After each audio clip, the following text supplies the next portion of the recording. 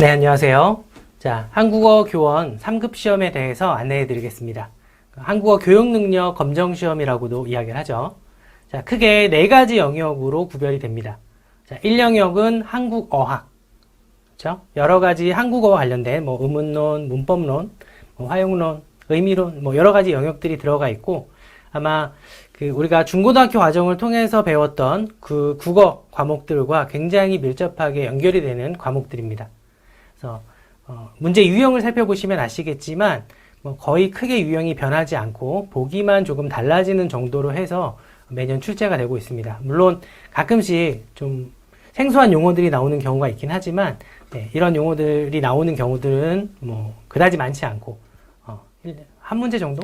새로운 용어들이 나오니까 너무 부담을 느끼지 않아도 되고 단순히 적용하는 이 보기에 내용들이 바뀌면 사실은 문제 유형이 같아도 다른 문제로 인식하기 어렵고 다른 문제로 인식하기 쉽죠. 다른 문제로 인식하기 쉽고 좀 어렵다라고 느낄 수 있기 때문에 조금 반복해서 이론을 보시면서 기출 문제를 많이 푸는 방식으로 공부를 해나가시면 될 것 같습니다.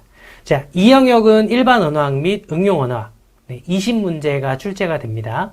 그래서 언어학에 대한 전반적인 내용들을 함께 다루는 내용이고 한국어학과 밀접하게 연결이 되지만 가끔 다른 언어의 예시들이 들어올 수 있습니다.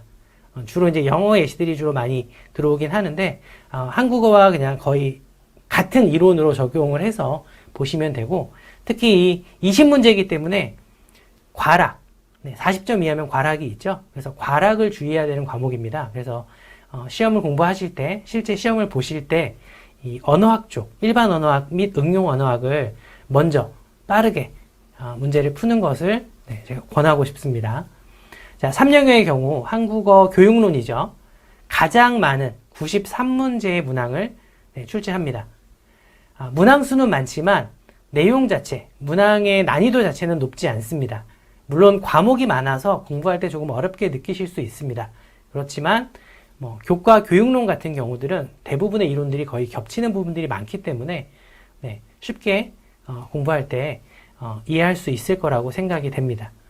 자, 그리고 이제 마지막 93문제에서 한 문제는 교환 작성이 있습니다.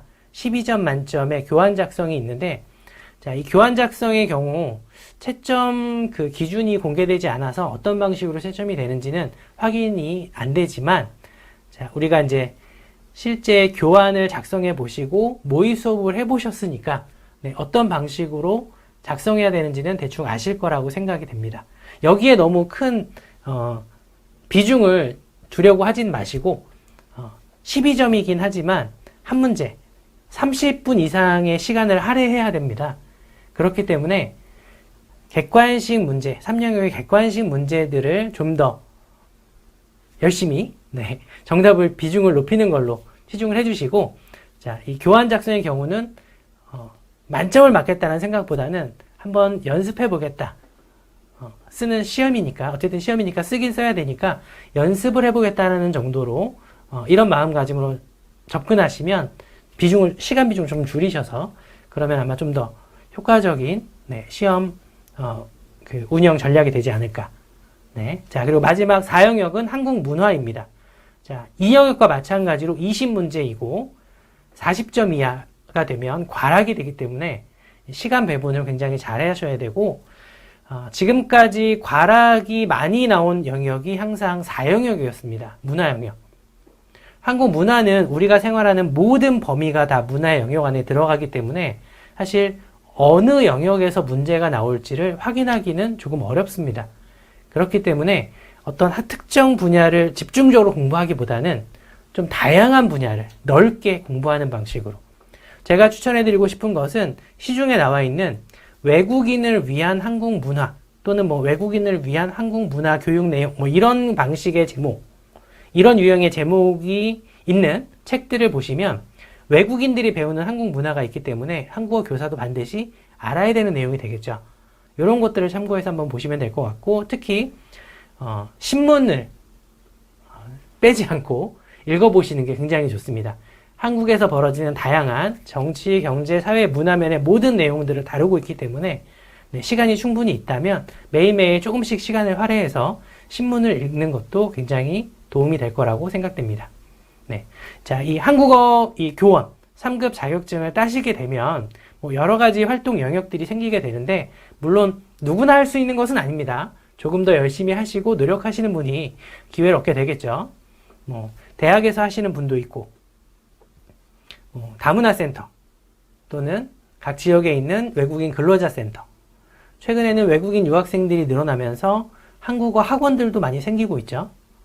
네. 그리고 국가기관으로서 해외 파견, 세종학당이나 또는 코이카, 국제협력단, 봉사협력단, 네, 봉사로 나가시는 분들도 계시고, 또는 해외에 나가서 한국어를 가르치시는 분들도 계십니다. 본인이 어디에 목적을 두고, 목표를 두고 이 공부를 하고 계시는지, 또는 어떤 것을 목표로 해서 이 준비를 하고 계시는지, 여기에 따라서 방향성을 조금씩 다르게 가져갈 수 있을 텐데, 여기에 따라서 이 교환 작성 또는 내가 어떤 대상, 학습자를 대상으로 한국어 수업을 하고 싶은가, 여기에 따라서 준비하는 내용이 조금씩 달라집니다.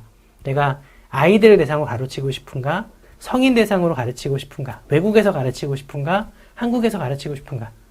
자, 이것을 분명히 하셔서 여기에 맞게 공부를 하시고 준비를 하시면 도움이 많이 될 거라고 생각이 됩니다. 네, 여기까지 간단한 말씀을 드렸습니다. 네.